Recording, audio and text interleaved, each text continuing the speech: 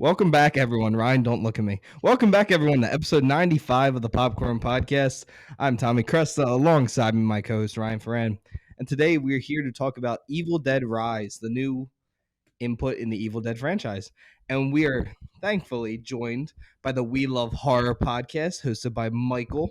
Michael, we tried to do an episode with you before. Didn't really work out, but how you doing tonight? I am really good. Thank you guys for having me. Yeah, I think we had some audio issues on, I don't know. It was on our episode. We were going to do the Insidious. We were ranking all the Insidious films. Yeah, there was something wrong with the audio, so that episode's not going to air, unfortunately, but we're going to do it at a later time. So, but yeah, thank Yeah. you guys for having me on. This is fun. I'm excited. I'll Yeah, let you talk. totally. I mean, we're happy to have you back. I can speak for Tommy. I think we both had a lot of fun doing the Insidious one. It sucks that we can't post it, but happy to have you here. Yeah. Wasn't super excited to watch this movie at first, but I ended up kind of enjoying myself. So I'm excited to review it with you guys. Yeah. But yeah, everyone who's listening knows that Ryan isn't the biggest horror fan, and as Ryan said, he enjoyed himself.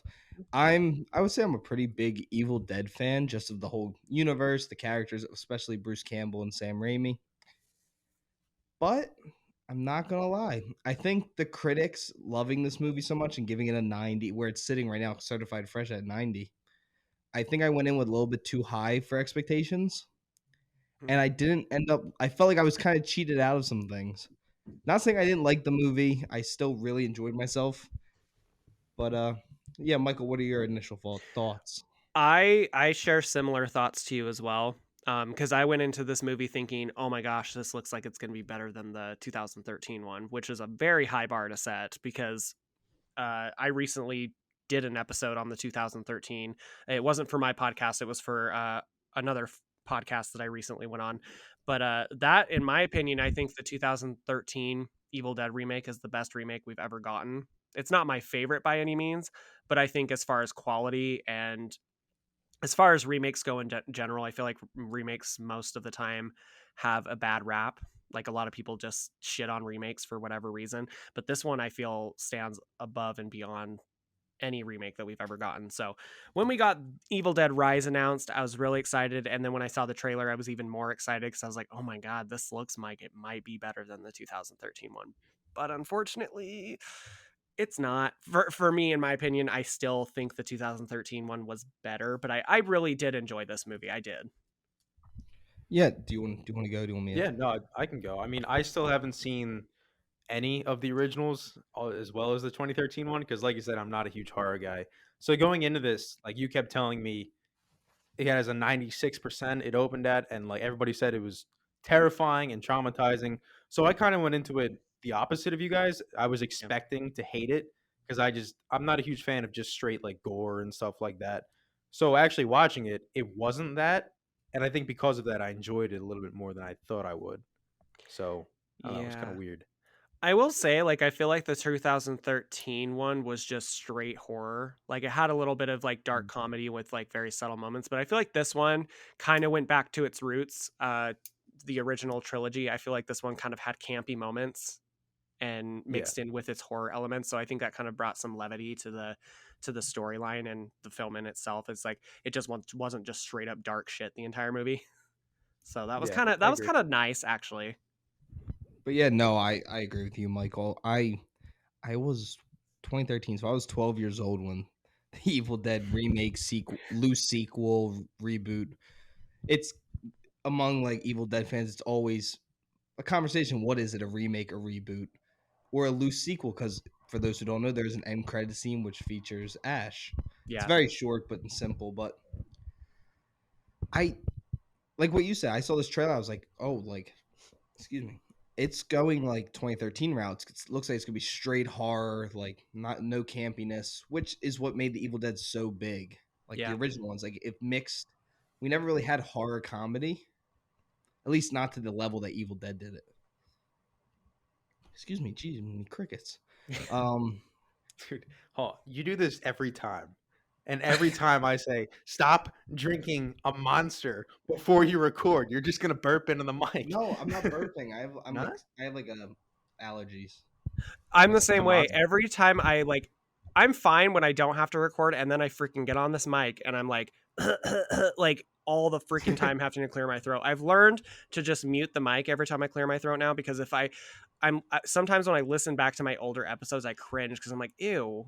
You can just hear me clearing my throat every so often, and I'm just like, that's not appealing. So I've just learned to like mute the mic every time I do it. But I totally feel that. I'm like, anytime I'm not recording, my throat is fine, and then as soon as I step on to get on this mic, it's like, oh, Yeah. it's the worst. I'm drinking it because I need to bring the energy to the episode. But what was I talking about before before you cut me off, Ryan? Oh yeah, Happens every Evil Dead. But as soon as I start talking again, no, the 2013 I watched it at a buddy's house of mine when I was in grade school.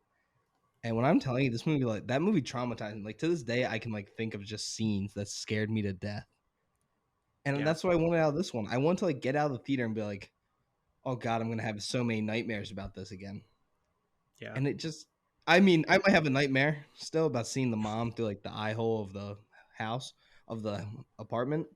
But all in all, I wanted more. It felt like I didn't get, again, as I said in the beginning, it felt like I was cheated. Like I wanted more horror and I just didn't get it. But I did feel, it felt like it was part of the Sam Raimi universe. Yeah. Like it had those like scenes of like, not, I wouldn't say levity because this isn't a very happy movie. Yeah. But there were some yeah. cheesier elements, I think, and that I remember seeing in the original trilogy that I was like, okay, that I feel like the 2013 version didn't have. Yeah, no, this felt much more. I don't want to say toned down because it was still pretty gory, but it was toned down from the 2013 one for sure to me. Definitely. Also, can I say, gosh, you guys make me feel so old, because when you just said that you were 12 years old when the 2013 one came out, I was out of high school. I was 21 when the 2013 one came out. So I was like, wow, I am old. I'm getting way old. But yeah, I was 10. Yeah, I was 10. Holy shit. You guys are youngins. I just turned 30 this year, so it's like, holy crap. Yeah. 30 is the new 20. I hope so. But to everyone who's listening, I'll start going through like the review part, like what critics and audiences are saying so far about this film. So this is The Evil Dead Rise, which was a 2023 horror film, which was directed by Lee Cronin, who, just like Eddie Alvarez, who directed the 2013 one? It's Fede Alvarez, I think. Eddie Alvarez. Yeah. And for those who don't know, he did Don't Breathe, and he was handpicked by Sam Raimi and Bruce Campbell. Lee Cronin was also handpicked by Sam Raimi and Bruce Campbell. And I want to give a quick shout out to Dave Garbett. He did the cinematography. Very good in this movie. I enjoyed the cinematography. Excellent. I agree. But going into the scores really quick, on IMDb, it has a 7.5 out of 10, 84% critic score on Rotten Tomatoes. Wait, what? Okay, 7.5 on IMDb, 72 on Metacritic, 90 on Google, and then on Rotten Tomatoes, it has, now, why did it say 90 today on Rotten Tomatoes? 84% certified fresh critic, 81% audience. Ryan, you ready to hear what the critic consensus is? Sure. We always love to make fun of these. Offering just about everything longtime fans could hope for, while still managing to carry the franchise forward, Evil Dead Rise is all kinds of groovy. Ryan didn't like the groovy. What part of this movie makes you think of the word groovy? Bruce Campbell. Where does that fit It's in? like an Evil Dead thing. How am I supposed to know that, Tom? I don't know. I don't know. Maybe you should pay attention and actually watch some movies. You do. You do host some movie podcasts. I do. Maybe watch movies.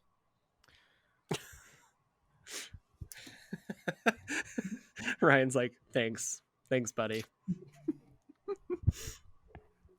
I'm gonna go find that book and put it under your pillow. I'm gotta find. You play the vinyl record in the middle of the night while he's sleeping. Yeah, I'm curious, because isn't the Evil Dead from 2013, doesn't that have a 6.5 on IMDb? I can pull it up really quick. I'm pretty sure it does, and I'm like, so how the hell? Evil Dead Rise is a good movie, don't get me wrong, but I'm like, better than the 2013 one? Ooh, I'm not quite sure about that. So I'm confused as to why that's higher than, I guess, the 2013. Yeah, no, I need to pull it up. My computer's being weird. Let me put it up on there. 2013 Evil Dead. And it has, a 6.5 out of 10 on IMDb, a 63 on Rotten Tomatoes, 57 on Metacritic, and an 87 on Google. That is so strange. Yeah, the consensus is it may lack the absurd humor that underlined the original, but the new look Evil Dead compensates with brutal terror, gory scares, and gleeful bloody violence. I would agree with that. Yeah. Yeah, Definitely. I like that I'm not a person that loves horror comedy, like Barbarian. I know people love that movie. I don't know what your thoughts on it, Michael. Ryan Yeah. didn't come with me to see the early viewing of it. They marketed that movie as it was going to be some really dark, and it was fucked up. Like, it's still fucked Yeah. up. But then the whole movie kind of just takes like a 180 and it becomes like a comedy. And I hated Barbarian. I've said this before, and I think it's, again, just like how I thought of this. I think I went in expecting 2013 and got more Sam Raimi vibes to it. Yeah. And not even like not even just the vibes. I just felt we are going into spoilers with this, correct? Oh yeah, this is Yeah. every Okay. review we do spoiler. So if you Okay. want to see this, yeah. Well, if it's spoiler, if you don't want this movie spoiled for you, go see the movie, then come back, and that's all the really heads up you're all gonna get. So make sure you log off. So 5, 4, 3, 2, 1. There's your warning. Okay. Um, my issue with it wasn't so much like the more Sam Raimi infused vibes, because your audience probably doesn't know me super well, but I'm not the biggest fan of the original Evil Dead films. I just didn't grow up in a time where those are nostalgic for me, or like where I really got into them. I think they can be fun on occasion, maybe with like a group of friends or something. Like it can be a fun watch, but these aren't movies that I pick up all the time. But the 2013 remake that came out then is really, really good personally, because I just like the more horror route that it took. It took a way more serious route. It's not campy at all. But I also liked the campiness of this movie in a sense. Like it made it more fun, I guess, for certain parts. But my issue with it was like, I guess the characters, because I just didn't really care about any of these characters in this movie. And I get like with kids, it's supposed to be more stakes and stuff like that. But it's just like, even then, I was just kind of like, okay, I don't know. Because I felt like the 2013 one, not to like, I guess we're comparing technically because they're kind of the same in the same universe, but I just felt like those characters, like we didn't get a lot of time with them, but I felt like they were way more fleshed out than they were in Evil Dead Rise. And I don't know how you guys feel about that. I don't know if you share that same sentiment, but I just felt myself kind of feeling underwhelmed with these characters, and there were certain like motivations that I was just like, okay, you know? Yeah, no, especially with the whole storyline of they're going for the detox in 2013 for the Yeah. one friend. So that right away hit more closely. Like that feels a lot more personal. Yeah. And I think that's why I think I just genuinely enjoyed the characters more in the 2013 one. But I will say I have the cast up. Allison Sutherland as the mom. That girl killed it. She did all Oh, of her for own sure. stunt work and everything. She was good. And I thought Lily Sullivan was really good. And the little girl, Nell Fisher. So I like them three. I didn't really like the older sister and the older brother. I I think my biggest issue. I thought the older brother was kind of the weak link out of all of them. I thought the older sister was pretty good. But no, the mom killed it. She was terrifying. I don't think she was as scary as Mia in 2013, but like she was still, there were some scenes where I was genuinely like, "Ooh, that is creepy." Mia gave me nightmares. Right? Yeah. Ugh. Yeah. Yeah. You need to show Ryan that one. I tried Yeah. to. He can vouch for this. I tried to show him every time we pass it on anything. I'm like, Nico, why is this? And you're like, no. No, Why? it's not happening. I don't want to. If it's scaring the horror guys, I don't want to watch it. Insidious scares me. Oh, that's fair. That's a fair point. I'm still not gonna watch it. Skinamarink. I hated Skinamarink. I love that movie. I bumped it up again. Really? It's up to a 72. Jesus. Wow. I still have not seen Skinamarink. I need to. You need to just sit in your room with headphones on and watch it. And I bet you that's probably the best way to watch Sit in your it. room with static playing and just stare at the wall for 5 minutes, and then every 5 minutes switch walls. That's the movie. That's it. That's it. He's not Damn. wrong. There are scenes in there that are fucking terrifying in Skinamarink, but for the most part, it is just staring at walls for 2 Yeah. minutes at a time. I But yeah, think about the Ryan. characters. Oh, I'm sorry. Well, sorry. I was just gonna say, I think first of all, Ryan, I think you could handle 2013 after seeing this movie. I mean, maybe. It's a little darker. That's really it. Like Yeah. it's Yeah. more serious. Okay. But Yeah. if you, I genuinely thought Ryan was gonna like walk out or something like with the trailer. Like I was actually, I told my mom like I was nervous to bring you. I did not want you like, especially after Jojima Haunted Asylum. Oh yeah, I that, felt That really, movie is fucking scary. yeah. that He was watched it with me the other night. If he can Mm, watch that, you can make it through Evil Dead. yeah. Oh, definitely. Evil Dead is a cakewalk compared to Gojium. That movie, I don't know what it is about that movie because I've seen a lot of found footage movies of that type and specifically like Korean horror films. Like, I don't know what it is about like Asia, but they just make their movies so much scarier and I don't know what it is. It's just there's something about their movies that is just like on another level. Ugh. Yeah. Did yeah. you? I was explaining a scene. You know when the girl, it's like the close up of her, and her eyes are dark. She's like whispering that whatever she's Ooh. saying. Mm-hmm. Did you see the right with the nun? Yes. Do Yeah. you remember the woman did the connect the Oh, cuts? yeah. So that's all I could think about. So I explained to them that my dad used to open my door and go connect the cuts. I was like 8. Oh my god. It was horrible. Oh my god. Well, my dad came into my room. So this is kind of a funny story, not to get too off topic. But when I was like 9 or 10, my dad came into my bedroom like I don't know what time it was. I think it was like 1 or 2 in the morning. He had one of those glow in the dark like scream masks on, but it wasn't like the regular scream one. It was the one that looked like a vampire with the fangs. Have you ever seen that one? So he comes in my room dressed in all black wearing just that mask. And I freaked the fuck out. And I was with I slept in the same room as my brother. We had a bunk bed actually. And there was like, I think this much space in between the wall and the bunk bed. I somehow crawled up the wall between the bunk bed and my and the wall and got up to my brother's bed. I don't know how I fucking did it, but I was so terrified that somehow I crawled my way up that wall. And yeah, my dad did the same shit. My parents traumatized me as a kid. Yeah, So no, Ryan's dad tries to traumatize me even now. Yeah. I love don't like that. clowns. But it's funny because my dad's even less of a horror guy than I am. Like he couldn't sit through a minute of this movie, genuinely. Which is funny because he's a firefighter too. So like in real life he's fine, but Yeah, when it comes to movies, he is terrified of everything. It's funny, but that's hilarious. yeah. Sorry, you were going to talk What about else the is there? characters, Ryan. I'm sorry. Yeah, no, I agree with you. I think the characters were a little weak, but like Tommy was saying, the mom was fantastic. That actress, Alyssa Sutherland, she was great. I think the strongest character besides her was the aunt. I think it was Beth, right? Yeah. Beth, yeah. I think she was the strongest character out of the survivors, at least in the beginning, because they actually made use of the whole groupie thing, like her being a guitar technician actually came into play. Like it wasn't just a random thing. It actually helps Yeah. because when the power goes out, she's able to get the record players going, which doesn't actually help them, but it explains that they're just fucked, which is kind of funny. But I thought that was a smart way of showing of like actually making a character's backstory useful to the plot. You know what I mean? Yeah. Which doesn't happen super often in horror, I feel like.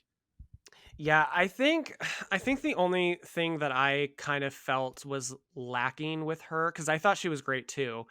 But I think the thing that was lacking with her that I really and I know I keep going back to the 2013 one, but it's hard to not compare the two when you're talking about both of these films. I think like they kind of had the same amount of character development, Mia and Beth. They both kind of had similar character development where you don't really know much about them off the bat, but there was just something more that they did with Mia's character than what they did with Beth's character. And I just kind of felt like, and I get this whole like pregnancy thing was a metaphor for her not being ready to, have kids and start that new step. And then at the end, she's ready to, have children and be responsible, I guess.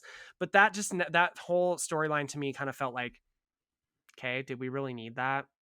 Like, I just kind of felt like, in a sense, I even turned to my friend and kind of was like, "Oh, did they make this as a joke so they could have like cool dialogue about her being like a pregnant like whore and all this shit? Like, is that the whole reason so that they could just have these witty, deadite lines to say?" I don't know. It just felt like there could have been more because I just felt like we start out with Beth and she's kind of in this like dingy like you know concert hall or wherever she's at, and she takes a pregnancy test and then it goes straight to like the apartment complex, and that's basically all you get of her. And then you find out like a little more about her as it goes on. She's kind of touring all over the world, she's doing all this stuff, but I don't know, I just felt like it was lacking. I just kind of felt like I was just like, I just feel like at the end of the 2013 one we're like rooting for Mia to get through this. But with this one, I just kind of was like, I liked her. I thought she was great on film. I thought she was a great actress, but I just didn't care whether she lived or died. I wasn't like, okay, you know? Mm-hmm.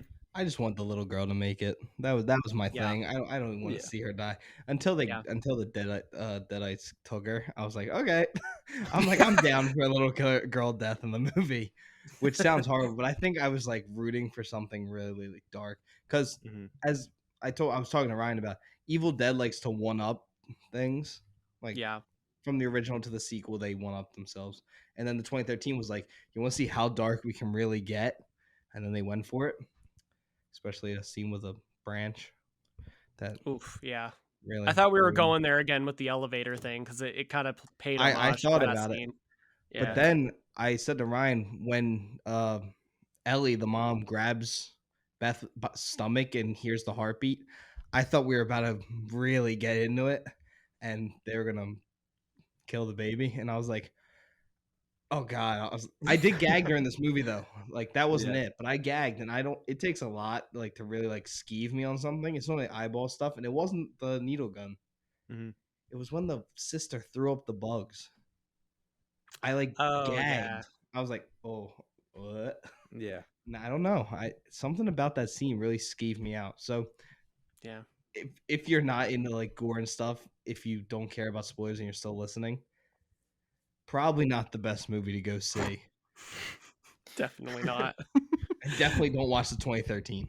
'Cause that still is like triple as gory to me as this one was. At least in my memory. I could be wrong. No, it definitely is. And like I was talking to one of my friends on Instagram because I messaged them as soon as I got out of this movie, and both of our thoughts were relatively the same. We were both kind of like, it was a little underwhelming. And I was like, for a movie that was as gory as it was still pretty underwhelming. And like, it's not like a bad thing necessarily. I just wanted more from this movie. I just kind of like, I don't know. And like you said earlier, Tommy, maybe we both just went in with super high expectations because of everything we had heard and, seeing the trailer. And I think also what kind of ruined my experience with this movie is I saw the Red Band trailer.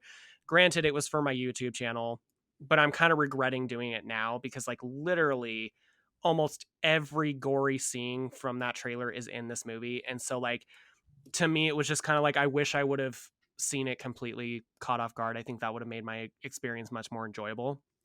And I just kind of felt like, I don't know, but and the other thing is I kind of felt like this movie was very not paint by numbers necessarily, but I could predict what parts were from the trailer and what parts were like coming up next and stuff like that. Does that make sense? But with the original, like with the 2013 one, I didn't know where this movie was going from like start to finish. And with this one, I kind of predicted where the storyline was going from scene to scene. And I think that has a lot to do with the trailer because literally watch the trailer and that's pretty much the entire movie almost, minus a Yeah, few things. Mm-hmm. I agree. I was pretty like I felt like they had like turned it back in the trailer, and I was like, I watched the Red Band trailer, and Yeah. I watched the movie. I was like, they gave away a lot of what was gonna like. I knew exactly when the cheese grater was. I like it Yep. was you were figuring out Mhm. everything. And Yeah. I hate that we keep bringing up the 2013 one because I don't like comparing them. 'Cause Sorry. no, I'm doing it too, but I'm gonna keep doing it because I feel like that's how Yeah. you kind of have to do it. But I I like Lee Cronin. I think he did a good job with this movie. Yeah. I just think Fede Alvarez is a better horror director. I think he fits the genre a lot better than Lee Cronin did, I agree. especially Evil Dead.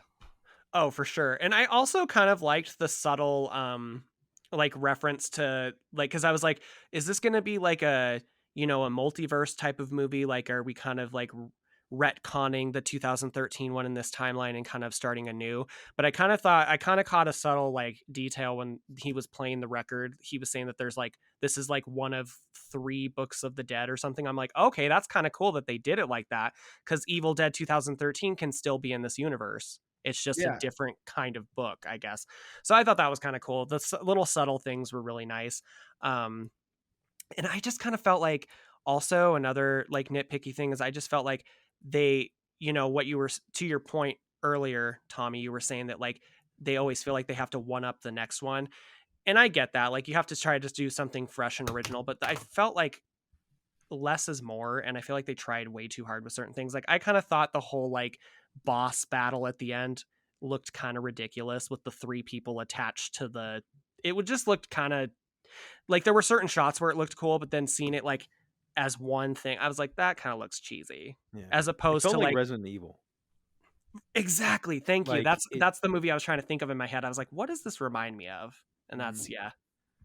I Yeah. think with that, with the massive deadite that you see, I liked when it was like in the shadows and you never got like a full shot, because you could tell it was all practical, and that was really cool. Yeah. But then when it was like all in Beth's face, you could tell it wasn't practical again. Yeah. Like, you could tell the faces were CGI'd in. And that's when it started to look a little goofy. And I was like, okay. So there's just, I think that's what this movie is. It's a bunch of little nitpicks, but they all start to, the more that there are, they get bigger and bigger. So I think that's why my score got so much lower than what I anticipated to give it. But Yeah. I still enjoyed myself. If you like Evil Dead, I think people will enjoy this movie. And I would Yeah. like people to go see it, because horror in 2022 was on fire. It was one of the biggest genres of the year. And I mean, I want to see more Evil Dead. I want to see Bruce Campbell again. I know we kind of ended his story in Ash vs. Evil, kind of. But going back to what you were saying, Michael, about the 3 books, I would like it to all, each book is from a different director's type of movie. Like Sam Raimi's is one book, Fede Alvarez is one book, and then Lee Cronin's is one book. But who knows? This movie made 11 million on its opening night. They're gonna make another Evil Dead. Oh, for sure. Which, I mean, is great for an opening night. 11 million, that's a lot of money for like Especially in one. the horror genre. Like, Yeah. people are gonna be like, oh, what about like Mario? And like, that's Mario. This is a horror movie. Horror movies don't have as big of a budget, and they're not gonna do the numbers that a Mario or a superhero movie is gonna do. Unless it's Exactly. The Conjuring, because The Conjuring, for some reason, puts up numbers every time they come out. Even if the movies are terrible. Even Yeah, if some even of if the they're movies bad. are terrible. Yeah. Like La Llorona, that stupid movie. And isn't The Nun, if I'm not mistaken, I mean, I could be wrong, but I feel like I read somewhere that The Nun is the biggest box office out of all the Conjuring movies. I feel like The Nun made the most money. I think it had the biggest opening weekend, and then it had like a crazy drop off. Okay. While I think The Conjuring was like consistently, Very consistent, because yeah. it had word of mouth, and people were like, "This is the next Exorcist." And I mean, I love the first Conjuring, so I'll defend that movie day and night. Yeah. And I know that we've been like kind of nitpicky about this movie so far, but can we talk about how great that opening scene was? I fucking loved the opening. I knew that the opening scene was going to be that scalp rip scene. Yeah. Like, I knew that was going to be our opener, but like, I really enjoyed it. Like, I liked the whole like, ooh, it was so creepy when she's in the room with her, and I liked how that was a reference to the original Evil Dead with the cards when she's With the predicting cards, what, yeah. But like, I was like, oh, that's creepy when she's like predicting like what the next line of the book was going to be. I was like, oh, yeah, that was good. And me and Ryan talked about it as soon as we left the theater, the way it brought up the title card. It was sick. It's not gonna lie, it might be my favorite scene from the whole movie. I agree. I think the opening was the best part, just because it was the part that like you were saying, like it was the part that I knew the least about. Yeah. Like the trailer kind of showed like, okay, this is gonna happen, this is gonna happen, this is gonna happen, and then I kind of knew it was coming. But the opening, I didn't really know. I saw the scalp rip coming because I think they kind of marketed that too. But everything else, I wasn't sure, and I was genuinely creeped out when she started reading the book. She closed it and she kept reading anyways, and then she falls right on the floor. It was creepy. The only thing me and Tommy both agreed, when she got hit in the face with the drone, it should have been much worse. Oh, definitely, yeah. 2 or 3 scratches on her face, like.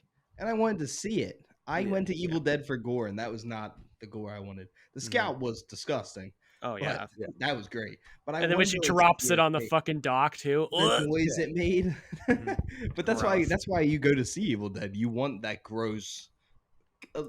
Yeah, it's over the top. I was gonna try and defend it. It's Yeah, there's no totally. defending Evil It's Dead. like when she throws the guy's head back on the dock and it twitches for a second. You're like, that It does happen. The Yeah. brain's active for that another much. 60 seconds. He like chomped. That was fun. It was like, Yeah, exactly. yeah. No, but I enjoyed myself this movie. I like when she rips the guy's eyeball out in the hallway and it goes into the other guy's throat and he chokes up to death on it. Yeah. That was the I- Sam Raimi-isms that I was like, okay, that is so Evil Dead 2. Like, this is getting to that level. Yeah, I Yeah, kind of no. liked it, though. Yeah, like Yeah. But then the kid the after kid get his that, arms ripped off. she just throws him back into the wall. I was like, Jesus Christ. Yeah. But then there's like the gore, like I wanted more from the cheese grater, even though it was still Yeah. creepy and it still looked like it really hurt. And I wanted more from when she was hitting the old dude with the butt of the gun. I wanted Yeah. more gore from that. And I know this sounds so evil. I want to see like bashing kind of. Like that's why I go to see the Evil Dead. Yeah. Like I don't go to see like a little bit of blood coming out. Like I come for like the over the top. Like there's no need for this to ever be in a movie.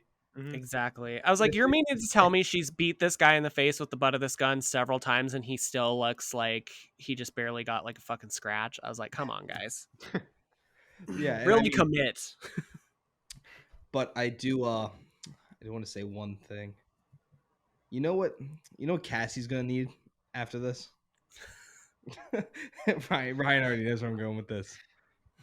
Cassie's gonna need the I'm messing with my own ad read because I lost Ryan's text. God damn it. Cassie's curse gonna need during it, some Tom. therapy. I didn't start it yet. Cassie's gonna need our sponsor of the Popcorn Podcast, BetterHelp. Getting to know yourself can be a lifelong process, especially because we're always growing and changing. Therapy is about deepening your self-awareness and understanding, because sometimes we don't know why we do things and why we react the way we do. But we always need to talk through it. I'm a big advocate for mental health awareness and going to therapy. Everyone who's ever listened to the show knows I've went to therapy. I dealt with some of my own problems, my own issues, and I think everyone needs to go to therapy. And BetterHelp makes it extremely easy. You go on, you answer some questions, and set you up with your own licensed professional. And I mean, if you and that therapist don't mix really well, which that happens, everyone needs to try maybe one or two therapists. You can change with no additional charges. So if you want to get help, go to BetterHelp. Use our code. Popcorn Pod. That is, again, BetterHelp with the discount code. Popcorn Pod. Thanks to BetterHelp for sponsoring our show. But yeah, enough of that. That was great. You guys did good. Yeah, Thank you. wait until BetterHelp yells at me in like a week or so. But going back into the Evil Dead Rise, speaking of Cassie, I think that little girl killed it. She might be traumatized in real life from being on that set. She needs therapy. Shut up. Don't make fun of me now. I tried, okay? How about you do the ad read, Ryan? She needs a licensed professional that's not going to try to rip her head off her head or off her body. Yeah. No, I thought she was really. I always have an issue with kid actors in most movies I watch with them. I think a lot of the time they don't. I don't know. I feel like they're always bad some reason. Yeah. Except for like very few exceptions, like the Black Phone, very good. Oh, so good. Yeah. Black Adam, terrible. This girl, great. I loved it. So I think that was a big plus for me, knowing that girl could actually hold her own in the scenes. And the way that she was able to like you could tell every time that girl was scared to death while filming this. There's no way that was fake. Can you imagine that woman looking at you? Oh my God, I didn't want her to look at me. I was like, ooh, God, it's freaky. Like when she's looking through that little peephole and she's like, let me in now. I was like, nah, I'm good. I'm good, Mom. Yeah. Yeah. Well, I love the line that I kind of cracked up at this line, and I don't know if it was supposed to be intentional, but once she opens the door and then they get the door shut again, she's like, she looked better. And I was like, how in God's name did your mother look better to you?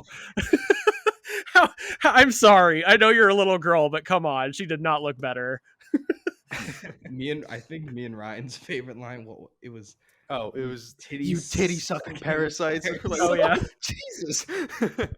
That was some Sam Raimi written line right Yeah. there, and I Yeah. love that. That was the stuff I liked. It had a lot of good things, but I think the little annoyances kind of at the end were bigger than the ups I had with the movie. Which Yeah. was really sad for me, but yeah. I think it's just one of those things where it's like the story, like where they were originally taking the story could have been better, so much better than the end result. Because I just kind of felt like the whole ending of this movie, once again, comparing it to the 2013, sorry, like the 2013 ending is so fucking epic. You get the blood rain, you get the fucking, whole chase scene with Mia through the shack and in the Jeep and all that stuff. And I just kind of felt like this ending was a little mediocre. You get like the whole blood elevator scene, which was cool. But even my friend was like, where's that blood coming from? At least in the ending of the 2013 one, it made sense why it was raining blood. This one just kind of was like, why is there blood? Like, where's the blood coming from? It makes no sense. And I was thinking like maybe the blood's coming from like, did all the people on the entire apartment complex get killed? And it's just like all their blood is pulling up in the. That's what my original thought was, but the only floor that was affected was the floor they were on. So I was just kind of like, okay, I don't know. That's a nitpicky thing, but like, I don't know. I just kind of felt like the ending was just kind of subpar. I just felt like it could have been better. And then like the whole like ending where, it leads up to the opening scene. I was just kind of like, okay, we didn't need that. I'm more confused on how that girl with the deadite in her drives to her friend's house, picks her up, and gets them to the cabin. Without her noticing. Yeah. And picks up the boyfriend. Yeah. Yeah. I don't know. Big plot hole. Yeah, I didn't like the whole that the intro was a day after.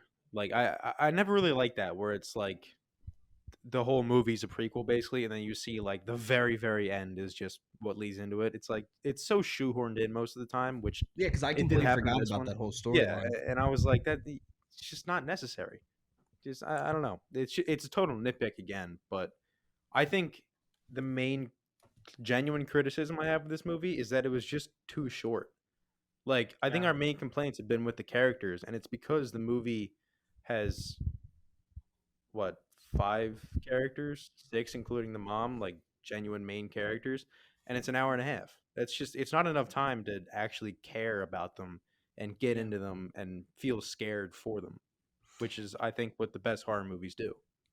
Right. And I also think like to your point on that, Ryan, I also think like you can absolutely make a movie that short and have like good characters because the Evil Dead 2013 one did it just fine.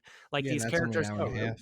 Yeah, and so I think it's a matter of like what you choose to put in the movie and maybe even so the writing. Like I just feel like they didn't take enough. I feel like they were just so eager to get to the gory stuff that they were just like, Yeah. okay, well, let's just make these characters, and since they're kids, that'll up the stakes enough. Like, granted, yeah, like having kids instead of like grown adults in a movie, like, yeah, it does up the stakes. But if you don't care about any of these characters, it's just kind of like you're sitting there watching it and you're like, okay, were we Yeah. supposed to care that the sister just ate glass and swallowed it and then just kill it's just like yeah, granted it's gross and it's like gross to watch and it's cool to watch, not trying to sound psycho, but like it was No, cool, like It was it cool. was cool, but it's like I feel like it was supposed to like we were supposed to have some sort of like reaction to it, like, oh, that's sad, I kind of feel, and I just didn't feel like that with any of these characters. Any of these characters could have died in this movie, aside from the little girl, obviously, because I don't want to see her get killed, but it was just because she was a little girl. It wasn't necessarily because I cared about this little girl. That Yeah. sounds Yeah. terrible, but you know what I mean? Like, it was just like with the whole Beth and, her sister situation, I just felt like that could have been much more of a, a development. Like, granted, they're kind of estranged a little bit because she's kind of on the road all the time. So she doesn't, I did like that little element where she's like, I did call you twice. when this happened and you didn't bother to pick up the phone. I did like that aspect, but I wanted more from it. You know, it Right. just felt really shoehorned in, and it was just like it felt to me like it was like, okay, let's get to the gory stuff. Who cares about the plot? Let's just get to the Yeah. gore, you know. It was almost like she got possessed too early. Yeah. Like there was still stuff they needed to get finished up, but then the Deadites just got to her, and it was just gore time. It was game over. Yeah. I have a criticism, and I don't know if everyone else thought this. Anyone else knows the like Lilo and Stitch sequence where she put her hand on the record and she opened her mouth and she was playing it? Mm-hmm. Oh yeah. And that was like some Lilo and Stitch shit that I was like, what the fuck is that?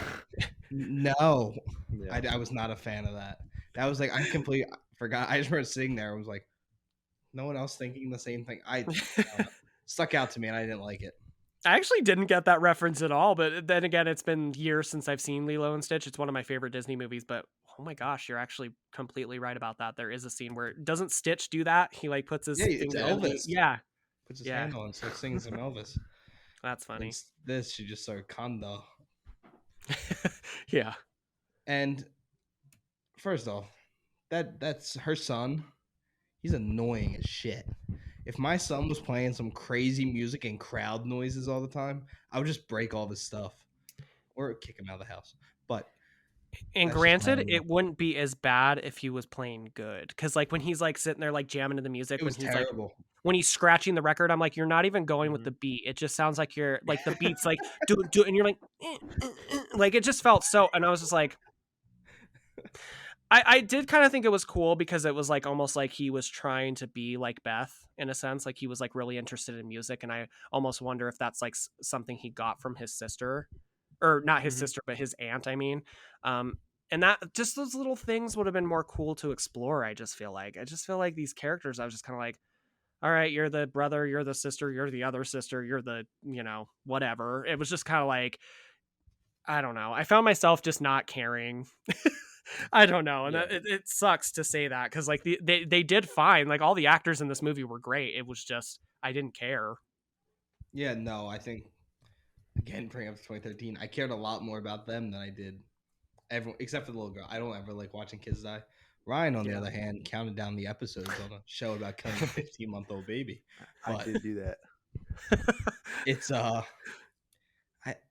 just, and it's a thing in Evil Dead. None of the movies are past an hour and a half ever. Yeah. Evil Dead 2013 was an exception because it's an hour and 31 minutes. But the first two Evil Deads are an hour 25 each. Both of them are exactly an hour 25. I think the third one's an hour and 26 or something like that.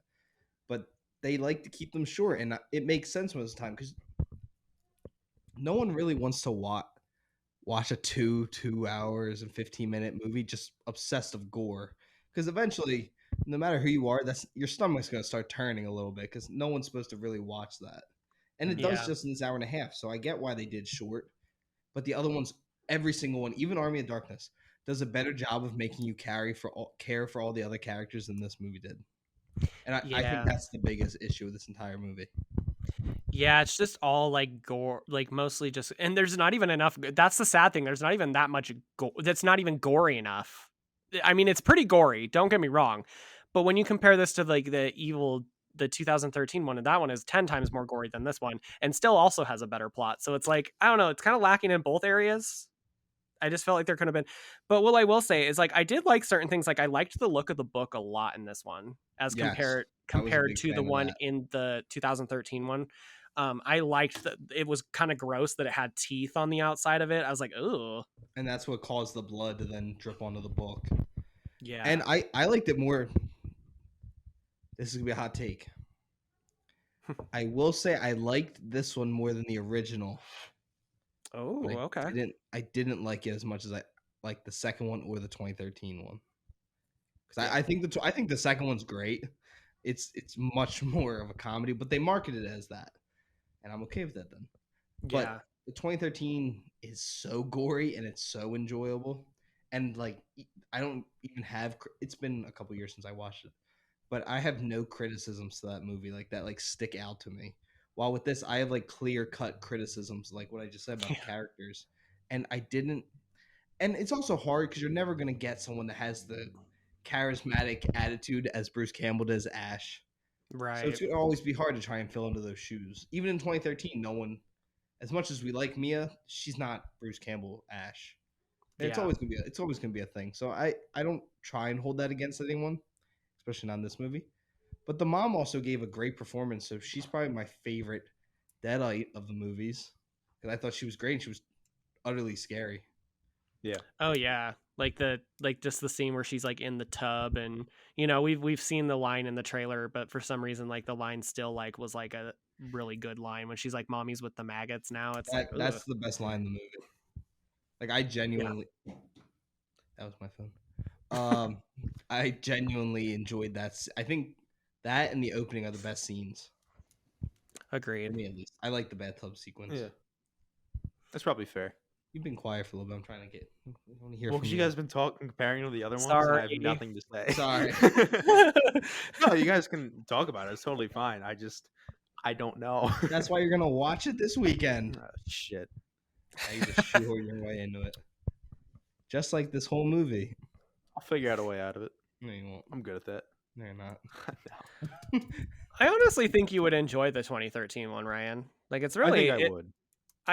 I think you're psyching yourself. I mean, there are some genuinely scary moments in the 2013 one, but there were also like genuinely scary moments in this one too. There were a couple moments where I was like, oh, I didn't like that.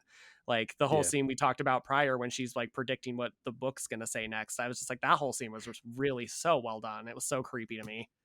Yeah, but I genuinely think you've watched movies that I consider scarier than this was, and the 2013. The 2013 one's more just. I was 12 years old, so I think It's I just traumatic now looking back on it. That's But fair. like, I think the Insidious movies are scarier than the Evil Dead movies. Really? Evil Dead is more gory and in your Yeah. face. Insidious is just ghost and paranormal, which scares me more. All right. Fair enough. So you'll watch it? I'm not gonna say that expressed. I'm not gonna sign a contract, but I'll think about it. So when I tell you we're watching Barry and put that on, yeah, We're just gonna watch a nice, wholesome movie about people that go out into the woods. Nothing more than Cabin in that, the Ryan. Woods. That's a good movie. That is a good Cabin in movie. the Woods. Yeah. Cabin in the Woods is a good one. That's an Yeah. underrated horror comedy. It is. And just straight up scary because there's some frightening scenes in that movie. I'm not Yeah. gonna spoil it because I don't want to spoil the ending for you. No, I know what it is. Ryan watches all the Watch Mojo, so he knows endings to movies he's never seen before. Yeah, because I didn't want to watch them, but I wanted to know what happened because they look interesting. So I was like, Yeah. oh, just ending explained, and I just watched that. Yeah. That's funny. I hate Tommy's you, giving Tom. you a look right now. He's like, fuck off. Yeah. Yeah. What is you? So, Michael, you're not on the show every week. We do a score out of 100. Okay. So that's what we do, and then we give it on the movie. And I actually have to write it down on my phone because I keep a list of every movie we watch throughout the year. And then at the end of the year, we use it for our rankings. So I'm trying to pull that. Ryan, I'll let you go first. Actually, Michael, you're the guest. What would you give it? I'm gonna give it because it's really not like, for all the nitpicking and all the shit we've said about it, it's still, at the end of the day, it's still an enjoyable film. Like, just don't go into it thinking you're gonna get like this elaborate storyline or that you're gonna care about any of these characters in any way, shape, or form. But like, if you're going into it just for straight fun, I think it's a fun movie. I'm gonna give it a 75 out of 100 because I think it's really good. I just I have issues with it, glaring issues. But yeah, I think 75 is fair. I like that score. Yeah. Ryan? No, I think I'm on the same vein. Like, it's just a very good time. But if you're looking for something to like sink your teeth into and like care about some characters, this isn't for you. But if you want to just have a fun time for an hour and a half, it is a fun time. So I think I'll give it a 78. Oh, your score dropped drastically from our viewing. I thought about it a little more. He had a low 80 at first. Oh wow, okay. Yeah. You said 78, right? Yeah. So I'm trying to think what I've given the other ones, plus at the same time what I think. So as we all said, this movie has its issues, but it also has some really fun scenes and some great acting. In maybe you don't care about the characters, but you still can look at the performance and be like, that was really well done. Like, I just saw The Pope's Exorcist. Russell Crowe, great in the movie. Yeah. Movie's not great itself. I think I'm gonna give it like a 67. Really? Oh, Yeah, okay. I think I'm gonna have it just above the Pope's Exorcist, and that's kind of for the namesake, I think, of just being in the Evil Dead. That still had the gore in certain scenes, but didn't have enough for me to put in the 70s. Because I think I have the first one 65, and I think it's 70 for the second one, and I think I have like an 82 for the 2013. I genuinely love that movie, Oh, it's so especially for the good. horror score that's very high. Yeah. But before we get into anything like fan questions, suggestion of the week portion of this episode, is there anything you guys wanted to add before we get to that portion? There was something else that I wanted to bring up really quick as far as like the characters go. Like I would have also, I think, liked to have gotten to know more of the people in the apartment complex as well, because it's just like Yeah. it just felt like they were there for cannon fodder basically. Like it was just like we got like a couple of scenes with them, and then it was just kind of like, okay, I don't know. It's the same issue I have with like the main people in the movie. It just could have there was something just off with the, and I don't necessarily know if it was the writing or like just the storyline in general. It just there's just some things that could have just been better. But aside from that, I don't know. I enjoyed it. I thought it was fun. I thought the practical effects were still really good in this one. Like I was impressed. Like the way that they looked, the whole scalp rip thing was disgusting, but also really fucking cool. Like, I do agree with the whole blades of um, the drone. It drone. should have been more deeper and like a lot more bloody because it just felt like she pulled it away and it looked dry. I don't know, Yeah. Especially but you hit the water, you should have like streaks. yeah, That, ugh. Oh well. Oh well. but it was But it was fun. yeah, it's exactly what I expected, just not as good as I expected it to be. Yeah, exactly. And I think that's like my overall, like my critic consensus. It's everything you get with an Evil Dead, just not as well done. Mhm. Yeah, and honestly, I recommend, like, if for those of you who have not seen the Red Band trailer, do not see the Red Band trailer, because I think that's a lot of what ruined my experience with this movie as well. It's because I went in like knowing exactly what parts were gonna be in the from the trailer, and it would have been, I think my rating would have been much higher if I had not seen the trailer. If I had just gone Yeah. into this movie blind, not knowing like all the gory parts, I think that would have changed things drastically. But since I kind of watched the trailer and knew everything that was coming, I was like, oh, okay, that was kind of a bummer. But Yeah, no, I Mhm. agree. I kind of wish I never saw a trailer because I saw actually I did see all the normal trailers for the 2013 one. But I just remember the little girl, "We're gonna get you," and I was yeah, like, nope, no, I'm gonna watch it, but it's gonna scare me, yeah. and it And the did. thing and the thing about the 2013 trailer is it shows a lot in that movie as well, but they do it in a way where it doesn't feel like you know where they're coming from scene to scene, if that makes sense. Yeah, because it's also hard to like in a cabin kind of tell what's different from each room. While in an Yeah, apartment, you know what room's gonna be the kitchen, you know what room's the bathroom, and I think exactly. that was also a thing that kind of hurt the movie in a way. Yeah. Yeah. How about you, Ryan? Any last thoughts? I mean, I think this is more a thought of movies in general, but like you were saying, trailers nowadays just spoil way too much. And not even trailers. The fact that movies are now releasing just full on clips before it Yeah. comes out.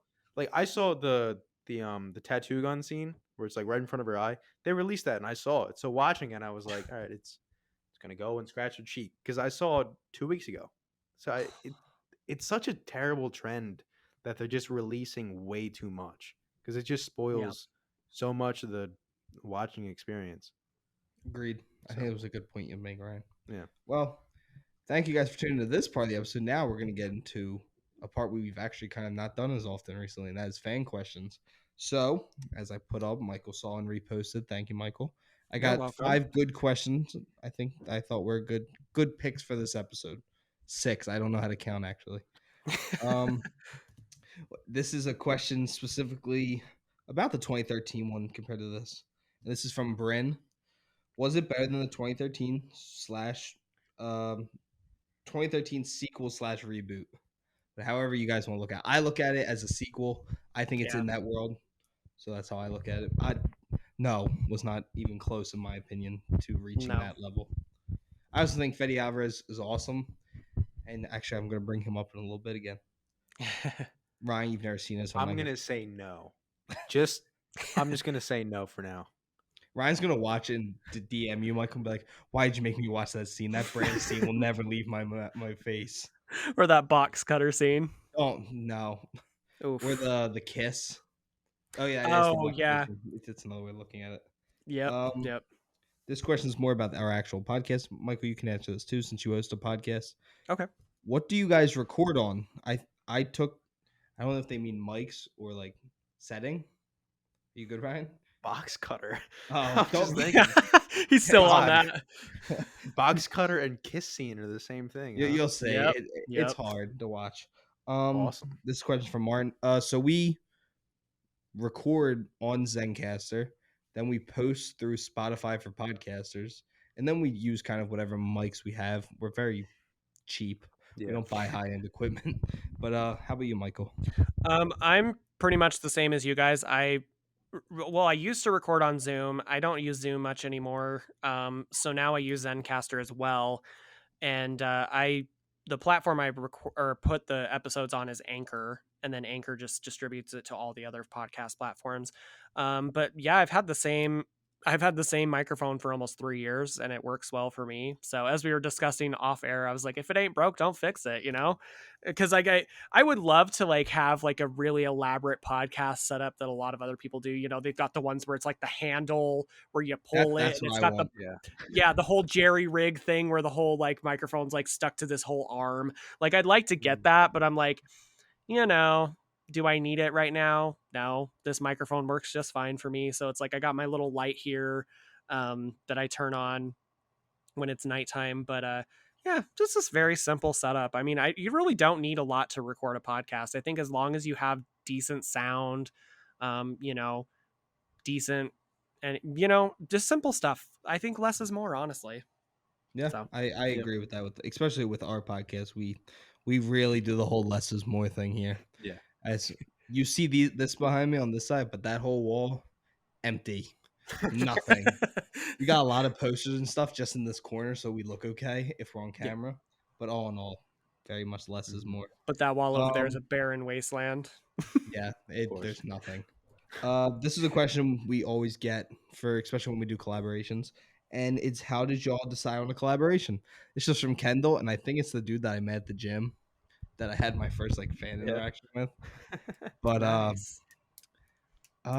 he's like, what you lift? He's like, nice set you got there. It was him and his girlfriend, and they were just staring at me. I was like, and then they noticed my one tattoo, and they just asked me. That was pretty cool. But answering your question, Kendall, I was watching a YouTuber celebrate his 1 million subscriber event. His name Blarg. Me and Ryan have talked about him on here before, and it was like, find podcasts that you've listened to, podcasts you enjoy, like reach out to them, set up episodes. And I had listened to episodes of Michael's before, and I was like, you know what? I don't care that it's 1:30 in the morning. I might wake him up with this direct message, but I'm going to do it anyway. Yes. And I DM'd them, and me and Michael figured out a schedule. We had tried to do the Insidious episode, which sadly didn't work. I thought it was a really fun episode to do. Yeah. And then we set this one up, and yeah, I think that was pretty much it. Nothing too crazy. I kind of just, anytime we do a collaboration, if I like people's shows, I'm gonna reach out to them. And I think Michael's got a great show. Thank you. I think you guys have a great show as well, and I'm glad that we collaborated. And I know, like we said before, the Insidious episode didn't work out, but I'm excited to have you guys on again to do another topic. So, because as we discussed before, I was like, we could redo the Insidious episode, but it's just like it wouldn't sound as authentic, and it just would feel more scripted because we kind of know what our picks are now. Maybe when the Red Door comes out, which, speaking of, sorry, I don't want to like completely derail the podcast, but I just was curious like what your guys' thoughts were on that trailer, because I was a little underwhelmed. I was kind of like, okay, looks fine. I was really excited. I think I'm a little biased because I love even the fifth one. Watch the fourth one. Even watching the fourth one, I enjoyed it a lot more than I thought I was going to. Yeah. And I think I'm just biased towards James Wan, even though he's not directing. He hasn't directed them since the second one. I think so. Yeah, I think the second one was the last one, and then I think his partner directed the third one. Yeah. So yeah.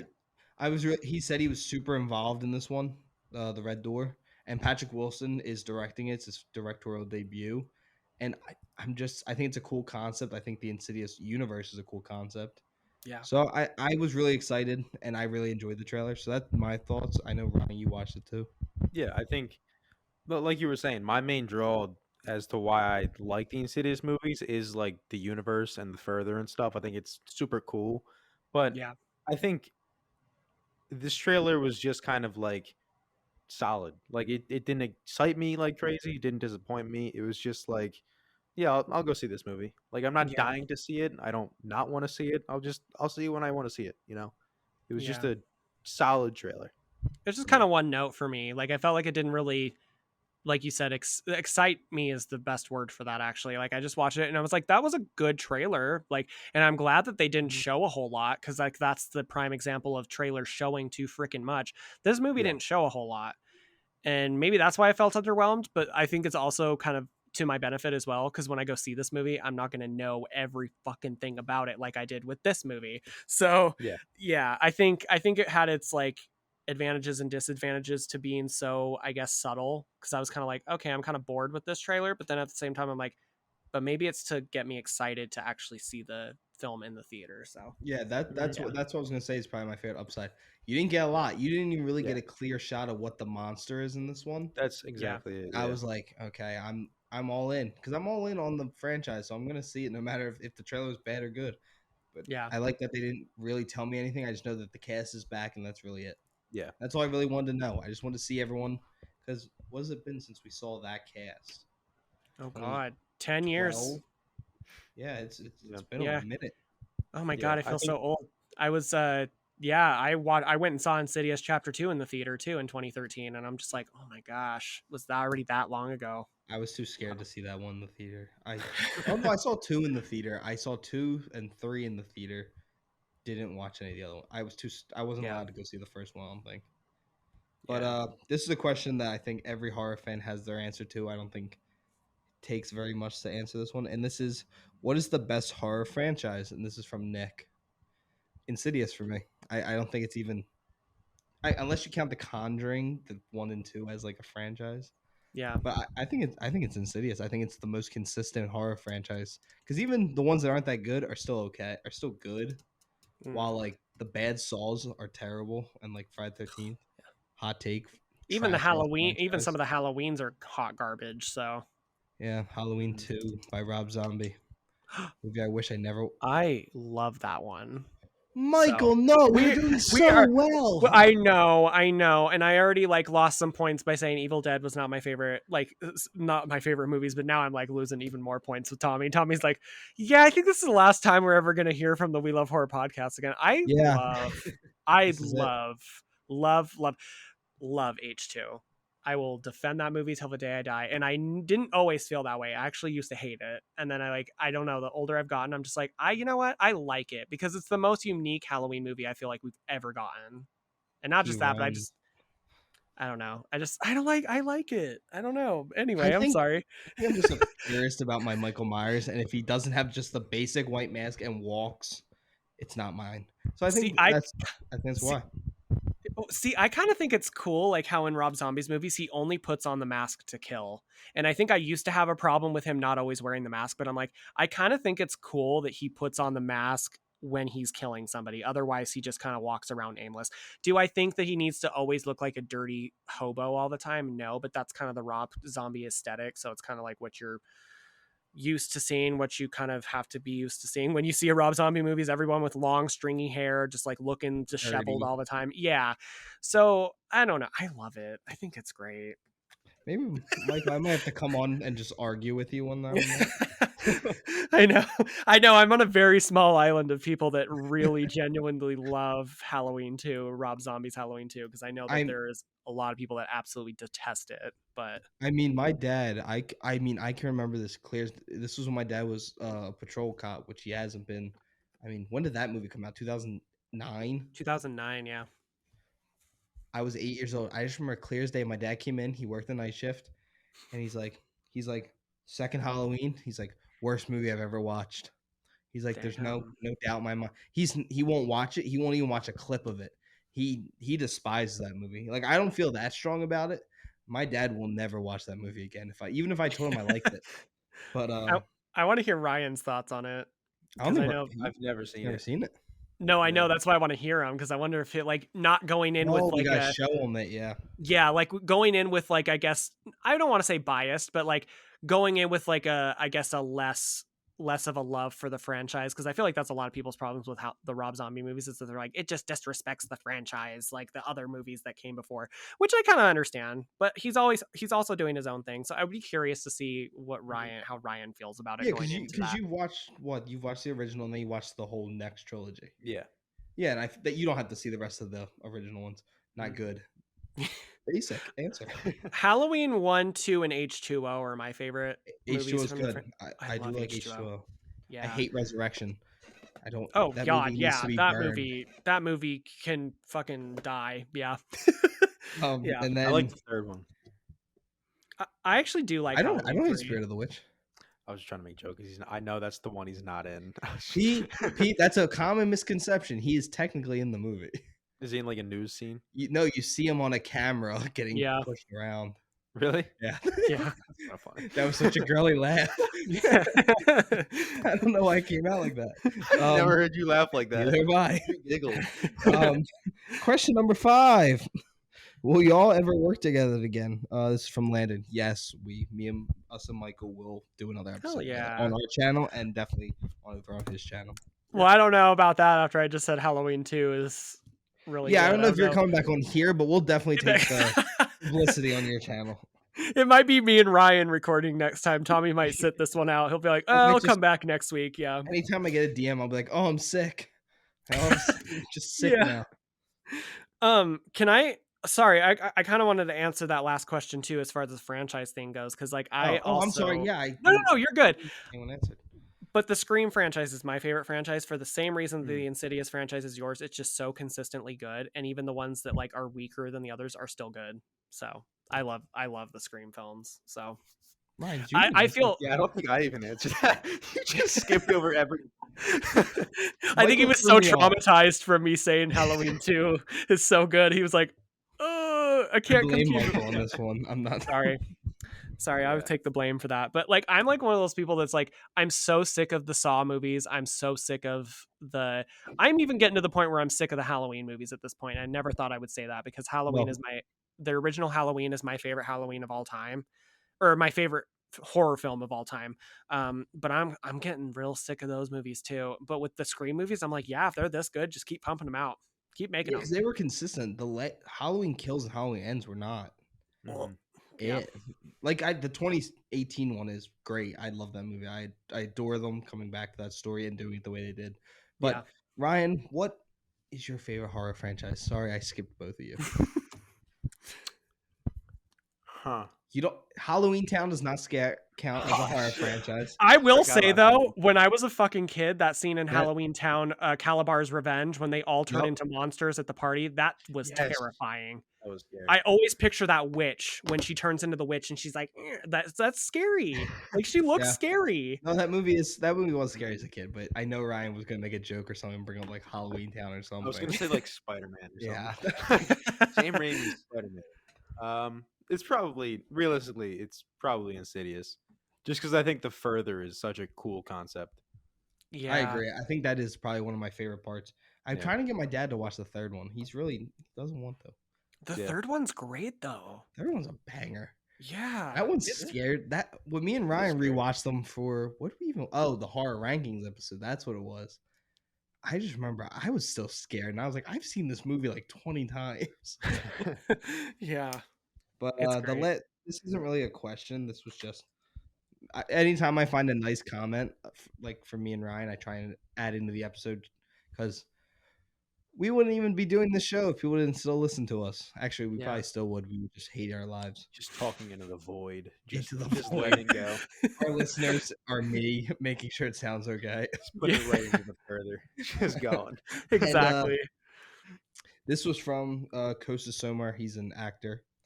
And he swiped up on our thing today, and he said that we have a great gallery of like episodes and stuff like that. So that was really cool, and I mean anything like that makes me feel pretty good. So yeah. That was the last thing I really had. But we're gonna do our suggestion of the week now. I'm gonna let Michael. What is your suggestion for everyone to go watch this week? Ooh, my suggestion of the week.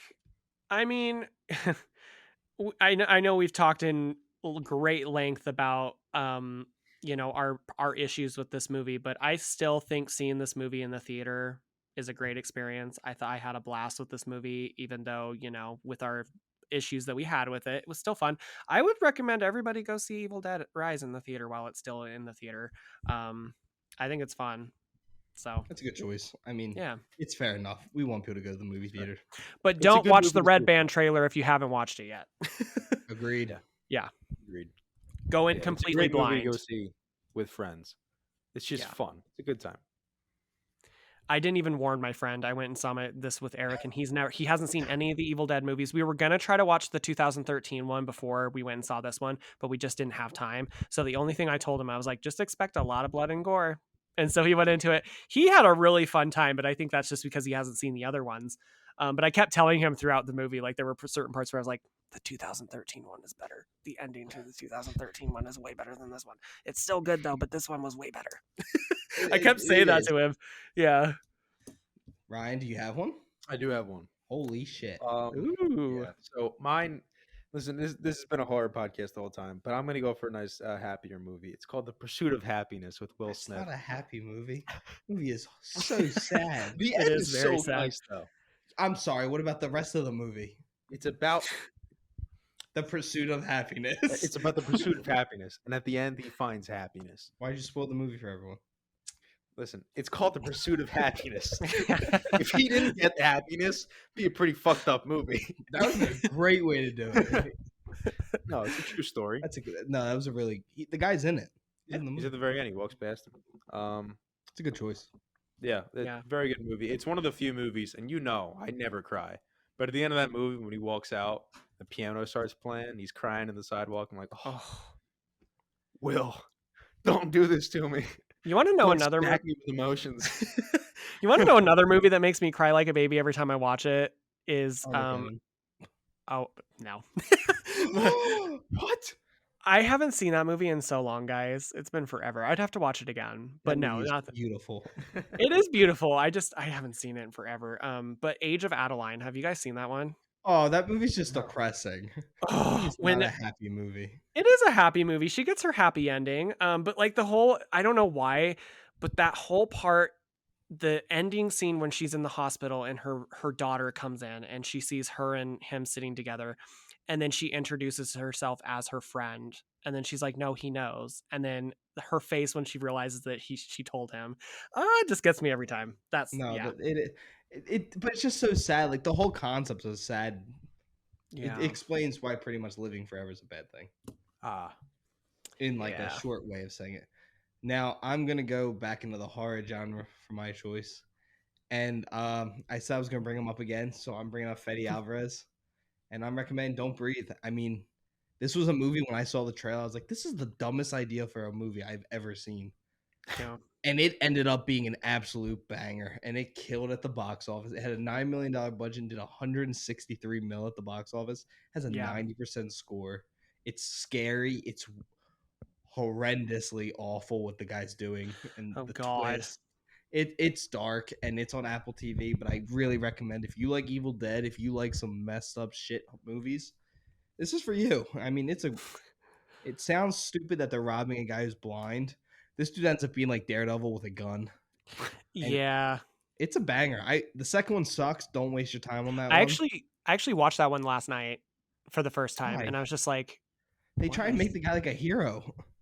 yeah. No redeeming I- that dude. Well, and I guess that's the thing that I have I do love Don't Breathe, don't get me wrong. Like I totally agree with you on that, Tommy, but I think the problem I have with Don't Breathe, it's like, who are we supposed to fucking root for here? The people that are breaking into the house are terrible, and then you find out the old man is just as terrible, if not more terrible. No, I than these think people. he's worse. Yeah, so it's like, who are we supposed to fucking root for here? I feel like we're supposed to like have this moment when we're watching the movie where it's like, yeah, get him, but it's like, I'm like, no, you guys are all of you are terrible. Like all of Yeah, you should they're die. all All of you bad deserve people. to die. Yeah, But yeah, Yeah. I think it's a good. I think that's my choice. that's a But, great choice. Michael, is there anything you want to plug before we get out of here? Yeah, I can plug my podcast in if you guys want to check out my podcast. It is the We Love Horror podcast. It's a weekly podcast where I just talk about anything and everything horror related. So sometimes I'll do top 10 lists, or I'll talk about a specific movie at length.